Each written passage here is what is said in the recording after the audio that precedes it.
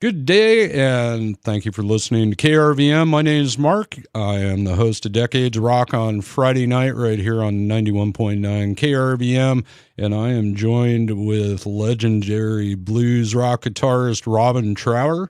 And Robin is considered by many as an icon in the guitar world and has influenced many blues and rock and roll fans with his signature blends of solos. Robin himself cites James Brown's ability to merge the two genres as a major influence on him, and Robin formed his first band in 1962, and by 1966, Robin had joined high school classmate Gary Brooker's new band, Procol Harum. The group scored a hit a year later with the song A Whiter Shade of Pale. Robin left Procol Harum in 1971. 2 years later, he embarked on his solo career and formed the Robin Trower Band and has 23 albums released, including a new CD released called Coming Closer to the Day. Welcome, Robin, and thank you so much for joining me. Thank you very much for having me. Yes, sir. And when did you first start learning to play guitar? I first got a guitar when I was about 14, and sort of picked it up pretty much. It seemed very easy to play right from the start, to be honest. Nice. And when you first started playing guitar, you mentioned it was pretty natural for you, but did you have any areas in that learning process that were difficult for you at all? I think I didn't really have any teaching or anything, but obviously I had guitar heroes like Elvis's guitar player, Scotty Moore, and, like Gene Vincent's guitar player, Cliff Gallup. These are the people that inspired me to sort of want to play guitar, really. Oh, nice. And, that kind of answered my next question. What artist influenced you and got you going musically in the beginning? And you just clarified that. And so I've read a bit about James Brown and his influence on you. Could you talk about that a little bit, maybe? Well, when James Brown came out with his live album, Live at the Apollo, I think that had a huge influence on my thinking about music, because here you had someone that was doing something very, very exciting, very soulful, and what a combination. And I think it influenced a lot of musicians in the UK, that album. Yeah. Well, blues kind of dropped off for a bit, and I think the UK scene kind of brought the blues back to the forefront. And and you're definitely a part of that whole bringing it back with your guitar playing. And when you made your first solo record after leaving Procol Harum, did you know exactly what direction you wanted to head musically, or was it just kind of experimentation? Or I was already writing a lot of music in Procol Harum, which couldn't find a space for it in that band. So, I had a pretty good idea of what I wanted to achieve, but it took me a while to get the right formula with, like finding Jimmy Dewar, bass and vocals. So once I got the lineup right, I think it became, it sort of rolled along very nicely. Nice. And, on the Decades of Rock show that I do on Friday nights, I'm oftentimes talking with listeners, and I had one listener ask me if I could ask you how Jimi Hendrix influenced you. Yeah, I mean, Hendrix was a very big influence, because I think, he opened up a whole new genre of rock, coming from not so much from a blues point of view, but from a soul rhythm and blues background, which also was very much part of my background.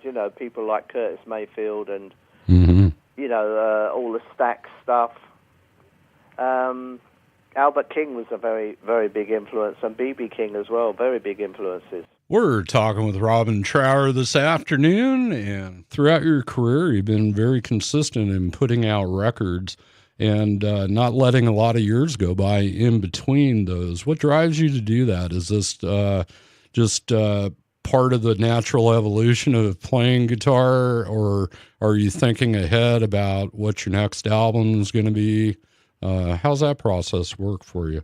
Well, the thing is, while I keep writing a lot of material, there's going to be a pretty regular output of albums, and while I'm doing it, I want to make hay while the sun shines, really, because I'm in a very creative period at the moment, and you just never know when that's going to dry up. In relation to Coming Closer to the Day, which is your latest release, did you have a specific direction in mind when you were writing the music and recording that? I don't think I deal in sort of specific directions, but the whole thrust really of the last 5 years has been trying to do the best I can, the best performances I can of the music I'm writing.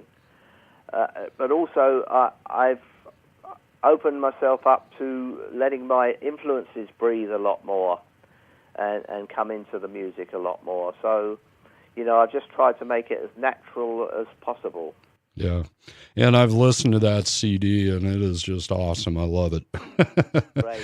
And so does the title of your new release, as well as the song Coming Closer to the Day, have any significant meaning for you? Is there a message that's out there with that song?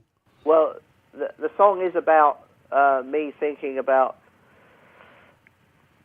kind of what I've done in the past, but also thinking about the future. I'm realizing now that I'm nearer to the end than the beginning, and I think I'm making a statement that if I want to get to where I want to go, I'm going to have to work harder.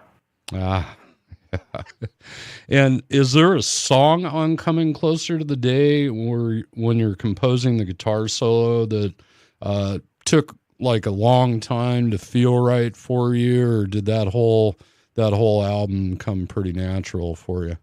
Well, I have to say that there's one or two songs that I recorded more than once. And in fact, the song Tired of Confusion, I recorded 3 different times till I got it right. Mm. So, sometimes some songs are quite, they're quite tricky to pull off. Yeah, and I've listened to that Tide of Confusion. I love it. It's just probably one of my favorite songs off that release. And do you have a favorite song off of your latest release, Coming Closer to the Day? I think, if anything, it would be Diving Bell, the first track. Ah, gotcha.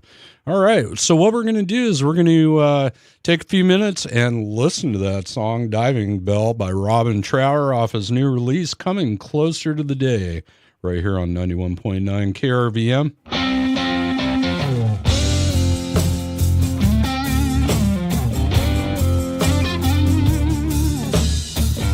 Going down like a diving bell, 55 fathom deep.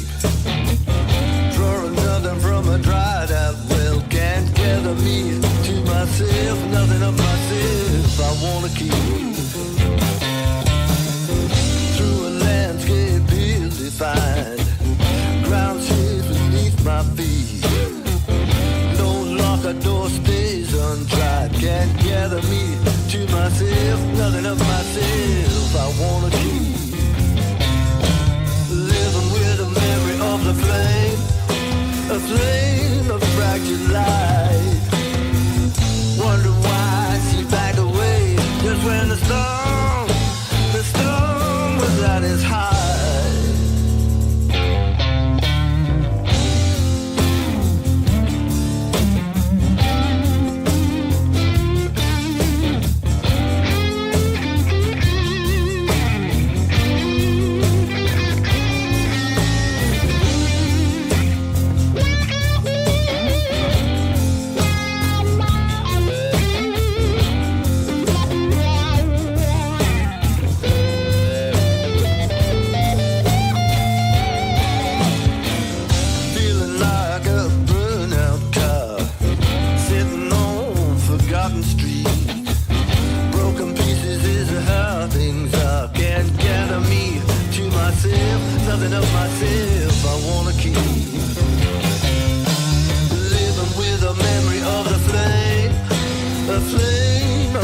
precious life. Wonder why she backed away. 'Cause when the storm was at its height.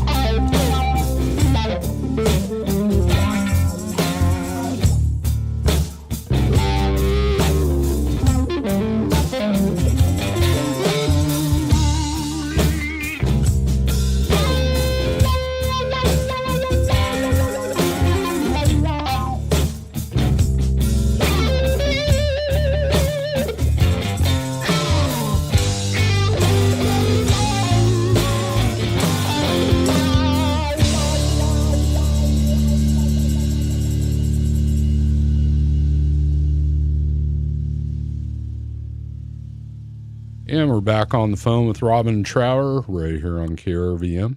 I know that you predominantly play a Stratocaster. Are there any other guitars you enjoy playing, or is the Strat it? No, I mean, I've got what they call a signature model that Fender build in the custom shop. And I only play those now. You know, they're so much tailored to my own ideas of the best kind of Strat, if you know what I mean. Mm-hmm. And which guitar did you use for this particular album? One of my signature models. I mean, I've got about 7. So I usually have 2 or 3 what I would call current favorites that I swap between when I'm recording or playing live. Nice. And how long did it take you to write the music for this album? Well, I think it's probably over a period of a year. But, you know, that's not to say I'm working on it all the time. Sure. But mostly you have to wait for ideas to come along, and then you get really, you set aside the time to perfect them, as it were. Yeah, and it's really a creative process. I know that because I play guitar as well, and sometimes you'll play a few licks and then set it to the side for a month or two and come back to it, and all of a sudden you got a song in front of you. That's right. I mean, all my songs start off with a guitar idea, you know, and then I build it up from there. Absolutely. And let me ask you this. If you had to pick one song, just one song from your extensive catalog of music, what would that song be? My favorite from everything I've ever done? Yes. Yeah, now you're asking. I don't think I could pick a favorite. You know, usually there's 1 or 2 on every album that I really love, and even years later still love, you know? Yeah. But the thing is, my attitude is, my favorite song is going to be on the next album I do. Oh, okay. And any insight into that, or you want to just keep that? I'm about halfway through the next album. Oh, nice. Nice. Can't wait for it to come out. So I got a question for you pertaining to the Rock and Roll Hall of Fame. There's a petition out there circulating to have you inducted into the Rock and Roll Hall of Fame. Do you have any thoughts on that? No, not really. I'm not really interested. I'm not even sure I could be bothered with it, to be honest. Okay. All right. And is there anything else that you'd like to add to this conversation that perhaps we didn't cover? No, just I'm looking forward to coming over there and look forward to seeing everybody at the show and hope we have a good time. Well, we're going to have a great time. I want to thank you, Robin, for taking the time out of your day and your busy tour schedule to take the time to have a conversation with us right here at KRVM. You can catch Robin Trower May 15th at the McDonald Theater. Show starts at 8 p.m. I do believe there's tickets available. Again, thank you very much, Robin, for your time today, and it's been a pleasure speaking with you.